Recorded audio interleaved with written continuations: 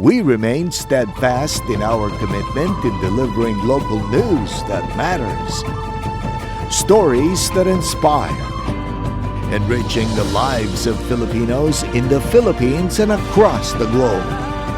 This is your GMA Regional TV. Buong puso para sa Pilipino. Kini ang mga dagkong balita karong Martes. 10 anyos nga batang lalaki patay sa sunog. 11 ka flight sa Mactan Cebu International Airport kansilado. Expansion building sa Guba Community Hospital wa pa mahuman. My senior boy, the man boy. O speed sa 4 anyos nga kindergarten gihard sa netizens.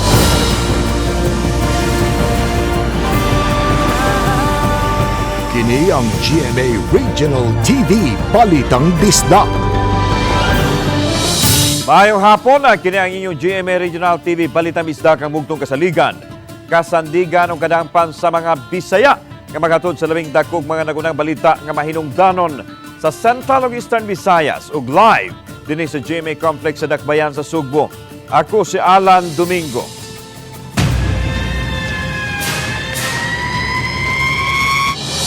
Yes, anyos nga batang lalaki ang namatay human maapil sa sunog nga milamoy sa tulog ka balay sa Borbaho Street, Barangay Talamban, Dakbayan sa Sugbo.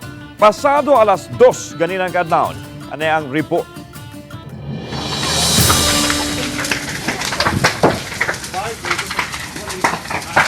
Kini ang miulbong sunog nga milamoy sa tulo ka Pinoyanan ganang kadlawon. Naapil sa pagkabaig ang 10 anyos nga batang lalaki nga si Nathan Jade Villamor. Kinsa gituoan nga nahinanok pag-ayo diha miulbo ang sunog nga nagsugod silang Pinoyanan. Nasayaran nga wa diha ang inahan sa pagkahitabo samtang apuhan misayo usab sa pag-atos karbon kay nanginabuhi. Maglisod sa pagdawat ang apuhan sa batang nakalas sa natabong trahedya, sanglit mao kini ang iyahang ikauban. Human gibiyaan sa amahan ang bata kinsa mo grade 5 na unta sa pag-abli sa klase. Mugay mag-birthday ang anak ko, mugay siya ipada, siyang piso, ang yun ang pada diri. Samtang gitugan ni Ami Patigayon usas nasunugan nga nahigmata sila, dako na kaing kayo o gisiguro na lang nila pagluwas ang ilang pamilya. Wala usab sila makamatikod nga adunay kasikas o tingog sa bata dihang miulbo ang sunog. Ay, pagmata naman ako, sir, init naman kayo, padong naman ang kayo sa amo. Yeah. Yan ang tuo ko nga, ang bata og si iyang mama, nagawas na. Kaya ilahaman dyan punto, kayo na dyan. Ang kayo, padong dyan, babaw. Init na kay pag-abri na ko sa pagkahan, daga na namin, kaya kung apo kong kugos. Isosipas kabambirohan ang posibleng hinungdan sa sunog. Nasaran nga way kuryente ang balay sa bata diin solar lamp lang matod pa ang ilang gigamit. Sa text message sa tigmamaba sa Cebu City Fire Office, kandila ang usas gitan-aw nila nga hinungdan sa sunog. Mukabat sa 300,000 pesos ang gibanabanang danyos sa sunog nga nakapikto usab sa 30 ka individual. Samtang yatemanas barangay ang pagpanginhanglan sa mga nabiktima sa sunog o gitanyagan silang mamahimong mupasilong sa barangay facility. I-forward man nita na nilang mga detalye diri din ipasa DSWD. Murag naaragi ko ang mga ayuda. Kauban si Clover Lumayag, ako si Alan Domingo. Balitang Bisdak. Napulo ka mga flights maingon sa Manila, Cebu, Bacolod ug Iloilo lakip sa ang Cebu to Singapore flight nagkansilar nunod sa pagbuto sa Bulkang Canlaon. Siluan Merondina sa report. Sa waiting area na sa Mactan Cebu International Airport, nabuntagan ang tibok pamilya ni Eddie Bautista human makanselar ang ilang 1:45 nga flight unta kaganihang kadlawon paingon sa Manila. Dito natog ra mi dito wala man sad noon mi nagpagawas. Yung una gipa ato mi sa counter gitigaan mi nila og kuan kay nara may panghatag tanan affected sa na-delay na flight to gitigaan mi nila og kuan pagkaon. May paryente unta sa Mandawi City ang iyang asawa apan kay mas madak-an sila sa gasto sa pliti. Nahukman nilang magpabili na lang sa airport hangtod sa sunod nila nga flight. Nyog mo adto sad pud mi kay kas kaayo sa pliti back and forth kay tag 500 ang pakyo. Gikan diri sa airport kadulong adto. Diri na lang mi bahala na lang kana ang kuan. Kay mukaon pa sad dito nya pliti pa. Human makanselar ang ilang flight kaganihang kadlawon, gi-rebook sila ngadto sa 11:50 PM o 11:15 PM nga flight. Ang iyang live-in partner ug ang kamanghura nilang anak ang kuyog sa 11:15 PM nga flight. Samtang si Eddie ug ang ilang duha ka mga anak ug ang iyang uyuan ang musakay sa 11:50 PM nga flight. Una kay pizza 4 man to ang among flight. Bali mahimon tatong ibalin tatong na i-rebook tatong nila og pizza size. Ya. Mo to yung decision pug nga moadto na lang gyud. Mangani na usab nila na imo gyapon 4 pero gabi na. Matod sa Mactan Cebu International Airport, moabot sa napo ka mga domestic flights ug usa ka international flight sukad kagabi hangtod kaganihang sayong buntag ang apektado. Naglakip kini sa mga flights paingon sa Manila, Cebu, Iloilo ug Bacolod ug international flight nga paingon sa Singapore. Samtang usa sa mga pasahero gikan sa Davao mibutyag nga delayed usab ang ilang flight gikan sa Davao paingon sa Cebu kagabi. Inay 11:30 PM unta kagabi ang ilang flight paingon sa Cebu na sibog kini kaganihang alas 7:30 sa buntag. Dahil sa bad weather daw, ganun. Tapos so na ano nila dahil siguro sa kanlaon. So yun po ang ano namin kagabi naririnig namin. Pero pinakain naman po kami. Binigay inasikaso naman po kami ng Cebu Pacific. Hinuon, balik na sa normal ang tanang flights sa Mactan Cebu International Airport kaganihang buntag. Uban ni Marlon Malgazo, Duan Merondina, Balitang Misda. 10 years in the making na panhangtod karon wa pa gyud mahuman ang expansion building sa Guba Community Hospital kagigastuhan og 45 million pesos sa Department of Health. Kini tungod kay wa di ay building permit. Sa nato detalye, pinaagi ng report. Naabda namo kini mga pasyente nga nagpakonsulta sa gihambi nilang balatian ug sa ilang mga anak sa Guba Community Hospital nga nimutang sa Mountain Barangay sa Dakbayan sa Sugbo. Dili lang mga bukirang barangay sa Cebu City kundi apil na ang masilingang lungsod ang giserbisyohan sa Tambalanan. Gustuhon man nila nga ma-accommodate ang mga pasyente apan limitado pa sa pagkakaroon tungod kay ang ilahang ward room gibungkag man kaniadto alang sa expansion building apan hangtod karon wa pa mahuman. Manghinaot mi nga mahuman ng ilahang kuan diha building. So ang hinaot nga mahatagan ng tanan nila atensyon. Layo jud ang syudad, kinahanglan sad jud namo nga maanig jud ni hangtod sa hangtod. Kini ako na imutangan karon mo ni siya ang second floor sa two-story expansion building sa Guba Community Hospital diri sa Bukirang Barangay, Barangay Guba sa Dakbayan sa Sugbo. 2014 pa ni gisugdan ang naasoy nga proyekto. 10 years in the making apan hangtod nining tungura wa pa gihapon mapusli sa ato mga kaigsuonan tungod kay wa pay occupancy permit, sanglit wa sab sila building permit nga kasamtangan nga gi-process hangtod karon. Sa tarpaulin nga gibutang sa gawa sa hospital gipunduhan og 15.7 million pesos ang completion, upgrading ug repair sa Tambalanan nga gikuha ang pondo sa 2023 Health Facilities Enhancement Program ubos sa Department of Health ug gidagdag mo tapos sulod sa 270 days. Temporaryong nahuno ang trabaho kay Y building permit. Nag-assume gyud ko nga kanang smooth na kay sige nahuman biya gyud siya. Sige diha construct wala biya gyud kanang wala ba ko kakuan ng hasol. Nga diha naman nga nisud na ang taga DEPW nga nangayo na sila og asa ang building permit. Ang kinatibuk ang proyekto apil na ang phase 1 o ground floor adunay 45 million pesos ug nahumana unta ang ground floor apan dili gihapon magamit kay Y certificate of occupancy. Kani gyud hinuon mo prosper na gyud ni kay grabe gyud ang coordination sa kada team. Sa DOH together with the city. Naa gyud sila. Gikumpirma ni Architect Florante Catalan ang Pangulo sa Office of the Building Official nga way ni apply kanila og building permit sa katukuran sa proyekto. Gumikan nini, ila nang gipasakaan og kasong illegal construction ang kontraktor ug nimando sila nga pagpahunong sa trabaho. Gimandoan sila sa city legal to comply, to apply for a building permit para makakuha sila occupancy permit pod para ma-use ang building last March 6, 2024. Wala pa. Gidugang ni Catalan nga bisan og nahumana ang ground floor og andam na gamiton apan dili nila kini mahatagan og certificate of occupancy hangtod walay building permit. Dismayado usab si acting mayor Raymond Alvin Garcia nga wa mapahimuslis katawhan ang proyekto sulod sa taas nga panahon. I was very disappointed to see the state of the Guba hospital. Unya, mas na-disappointed pag yun ko pagkita na ko na naman di ay na 95% complete pero wa gamita. Wa pa makahantag silang habig ang Department of Health dihang gikwaan sa ilang habig samtang ang kontraktor wala pa usab mohatag silang tubag.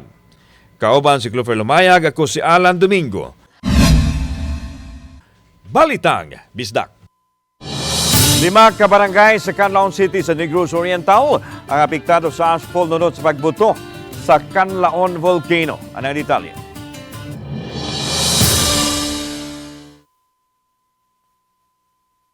Mag-alas 7 kagabi dihang nahitabo ang pag-ulbo sa bulkang Canlaon nga milana og 6 ka minutos base sa monitoring sa FIVOX.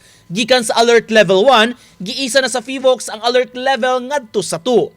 Base sa monitoring sa Canlaon City LGU, miabot na sa 5 ka mga barangay ang apektado sa ashfall.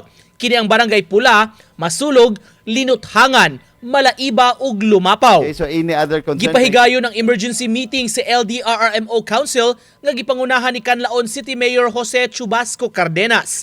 Present usab sa tigom si Negros Oriental Governor Chaco Sagarbaria nga mipahibaw sa tabang nga ihatag sa lalawigan. Matud sa Canlaon City LGU, sa ilang monitoring, dunay 80 ka mga pamilya o 397 ka mga individual ang apektado gikan sa 5 ka mga barangay. Apan anaalang sa 155 ka mga individual ang temporaryong miistar sa nagkadaiyang evacuation centers. Kagabi, daling gipahigayon ang pagbalhin sa mga apektadong residente paingon sa luwas nga lugar. Our first objective is to ensure the safety of all responders and the general public. So when we say safety of individuals, it is also very much needed that our first responder, LDREM personnel are all equipped with proper equipment. Gawas sa mga food packs, giandam na sab sa lokal nga kagamhanan ang ipang-apod-apod nga face mask labi na katong anaan na himutang sa danger zone. With full force sa tanan namong pag-support and whatever we can support Canlaon City sa ilahang state of calamity or emergency na nahitabo. Atul sa emergency meeting, gipahibaw usab sa Canlaon City Council ang plano nga ipaubos ang syudad sa state of emergency nunod sa epekto karon sa pag-alboroto sa bulkan. Nico Sereno, Balitang Bisdak.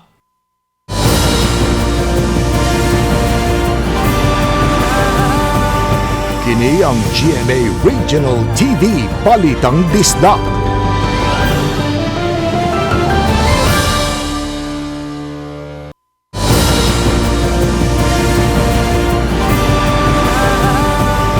Kini ang GMA Regional TV Balitang Bisdak.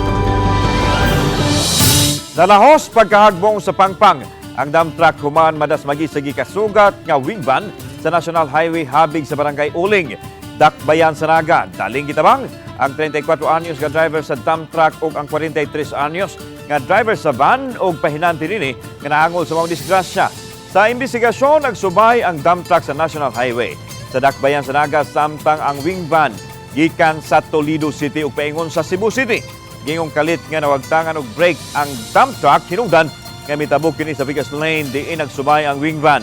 Daling rescue sa masakop sa City of Naga Fire Station ug Toledo City Fire Station ang nalambigit sa aksidente. Gipaspasan karon ang pagtrabaho sa transitory housing site sa Mantawi City aron makabalhin na dito ang mga 5 victims kay doon na usay plano ang dakbayan alang sa CICC compound nga kasamtangan nilang gipuy-an. Ang live update ni Nico Sereno. Nick!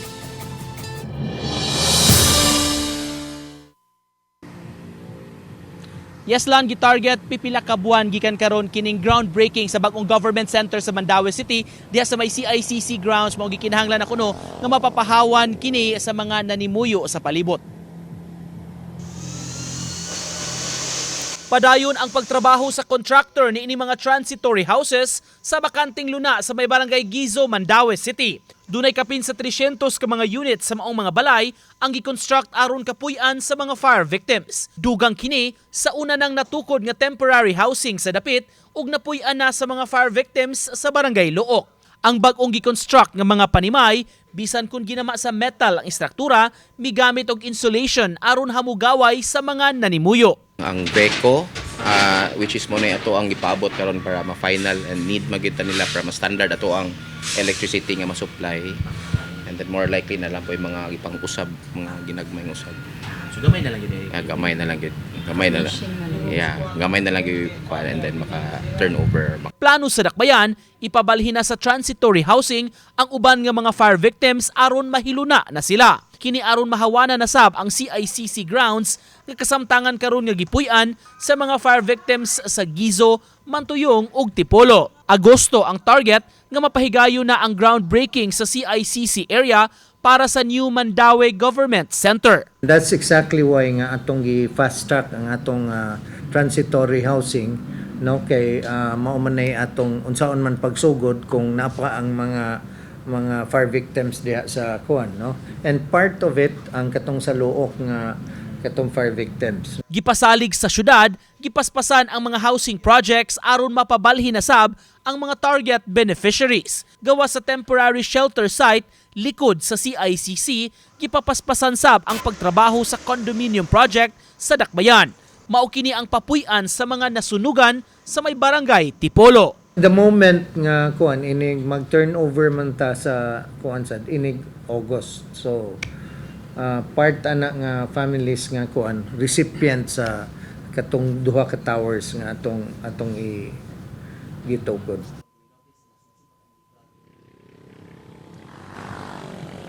Lan gipasalig sa syudad nga magpadayon kini ilang mga housing projects alang sa urban poor o kini mga fire victims diha sa Mandaue City. Una niini pagpapuno gyud og dugang mga buildings ining condominium project sa barangay Tipolo para makakomodar og dugang pa nga mga pamilya. Lan?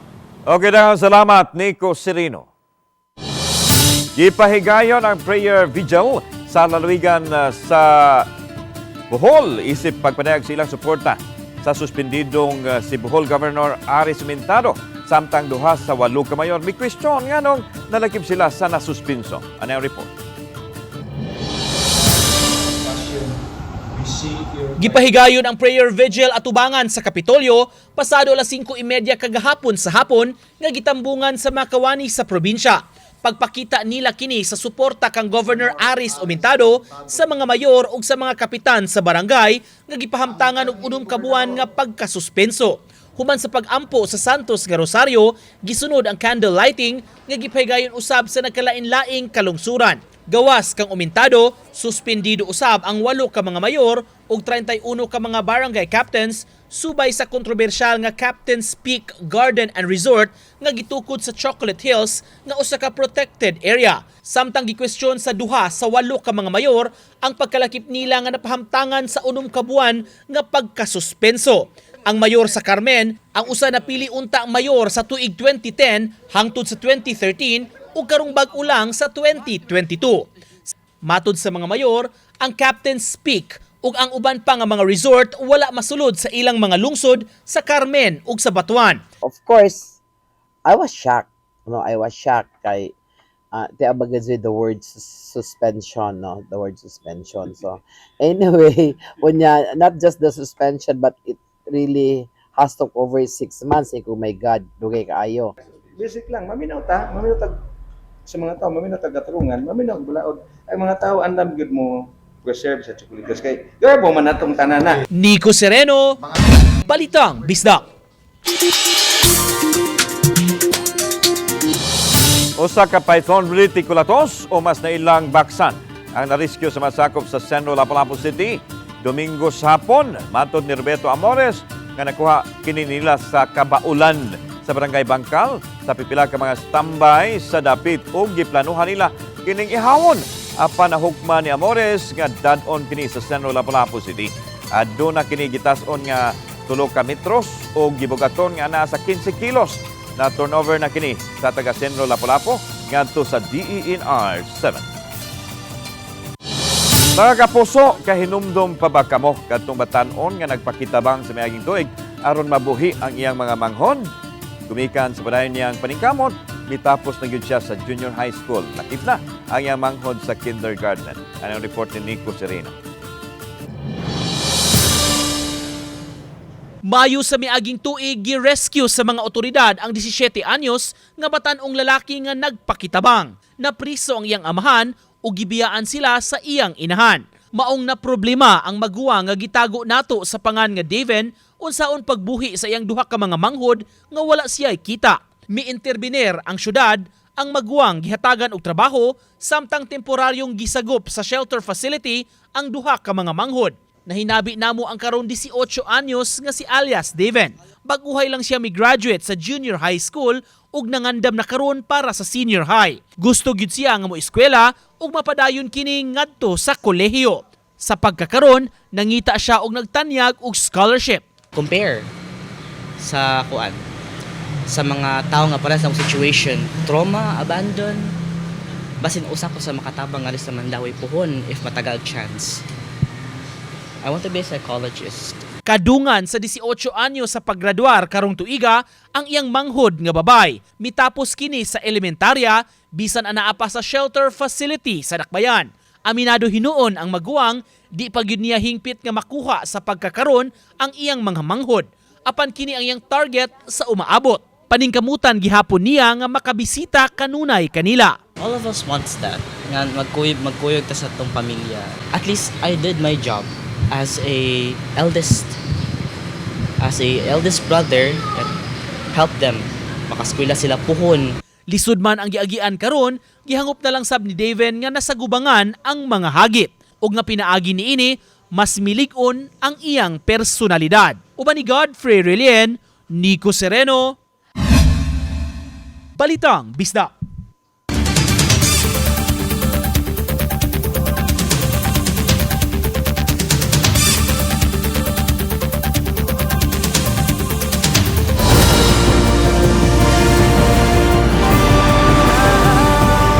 Kini ang GMA Regional TV Balitang Bisdak.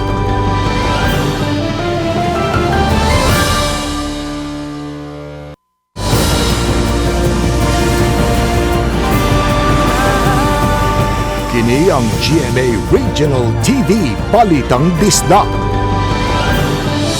Nadakpan sa Carbon Police Station ang gitumbok nga suspect sa pagpusil patay sa usa ka 36 anyos nga tumboy sa sitio Bato, Barangay Ermita, Ciudad Subo gahapon sa hapon.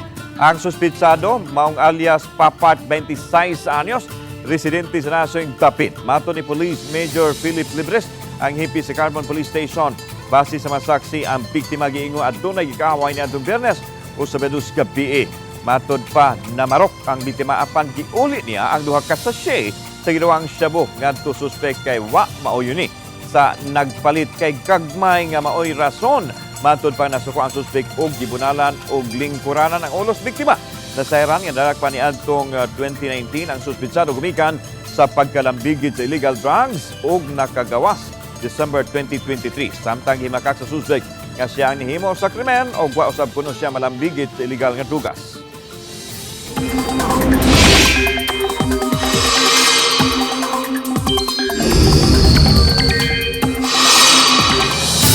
Bisan pa man kung opisyal na nagsugod ang panahon sa tinguhan kung rainy season, nasinati gahapon ang kainit o kaigang sa panahon nunot sa monsoon break. Karong adlaw ang nagyapon sa 40 degrees Celsius ang heat index sa Sugbo. Inon matod sa pag-asa ubay-ubay nga mga dapit karon sa Sugbo ang nakasinati og localized thunderstorms. Subay nini makasinati og ubos-ubos nga temperatura amang mga dapit apan lagi sagad sa mga localized thunderstorms. Mulanat lang og tag-usa ngantos 2 ka oras sa pagkakaron wa pa usay LPA o bagyo bagha na mamahimong makapakusog og balik sa hanging habagat. Kanang areas no nanatay gi-issue ng thunderstorm advisories like sa portion of Cebu na and rest of Visayas. So kanang area is nakapil silang temporary relief because na ay chance na makasinati silang moderate to occasional heavy rains. 73 ka mga persons deprived of liberty sa Lapu-Lapu City jail male dormitory ang may graduar sa elementarya o junior high school. Pinagi sa Alternative Learning System kon ALS ang completion rites o graduation ceremonies. Gisaksihan sila mga mahal sa kinabuhi. 24 nini may graduar sa elementarya samtang 49 ang nakahuman usab sa junior high apan kay wa palibkasa ang BJMP nga protocol atol sa pandemya. Bugtong makasulod lang ang mga kabanay nga adunay ID o COVID-19 vaccination card. Sa badayong kampanya, batok sa illegal drugs amahan ug anak na sikop atol sa pagpangronda nga gilusan sa mga hinti sa Philippine Drug Enforcement Agency kon PDEA sa Dumaguete City dito sa Negros Oriental. Nasikop sila sa masakop sa PDEA Negros Oriental Provincial Office uban ang 705th MC Regional Mobile Force Battalion 7. Diha mipahigayon sila og bypass operation sa Lorina Tribe, Barangay Taclobo, Dumaguete City. Ang tulo, wa mang nganli, nga dinakpan nag-edad og 54 anyos ug 32 anyos. Gitumbok nga mga maintainer sa drug den. Nadakpan usab ang 56 anyos nga street sweeper ug gingong bisita sa drug den. Nasakmit ang 5 ka putos sa gidurang shabu nga gibana-bana mo kantidad og 40,800 pesos. Kalapasan sa Dangerous Drugs Act ang ipasaka patok sa mga tinakpan.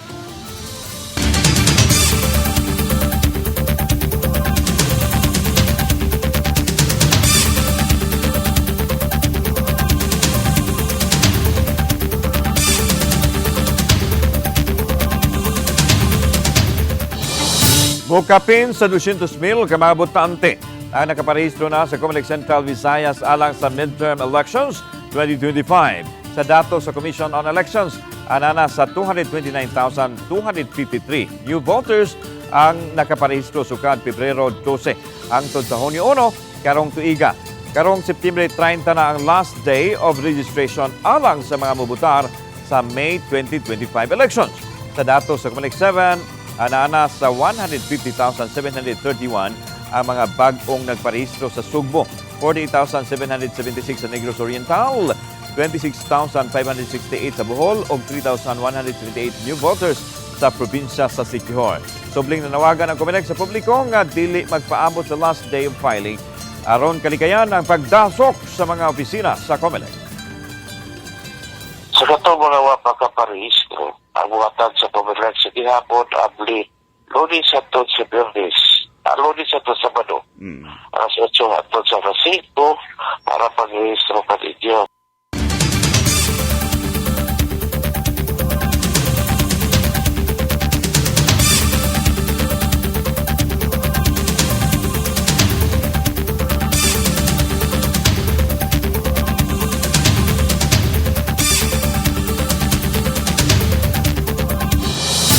DSWD Secretary Rex Gatchalian may bisita sa Negros Oriental aron sa pagsusi sa kahimtang sa mga apektadong residente nunod sa pag-alboroto sa Mount Canlaon. Matod ni Gatchalian nga adunay mando si Presidente Ferdinand Bongbong Marcos Jr. kaniya nga mag-coordinate sa mga apektadong LGU ug tan-awon ang sitwasyon on ground. Himugatan sa Presidente ang pakigalayon sa tanang ahensya aron daling matubag ang mga nagunang panginahanglanon ilabi na kung adunay emergency. Pasaling sa DSWD Secretary nga ugmang adlaw maabot ang 50,000 ka food packs alang sa mga apektadong residente sa tibuok isla sa Negros. Iyaw sabi sa pasaligan ang mga apektadong mag-uuma nga adunay ayuda gikan sa gobyerno kung galing dako ang epekto sa pagbuto sa Mount Canlaon.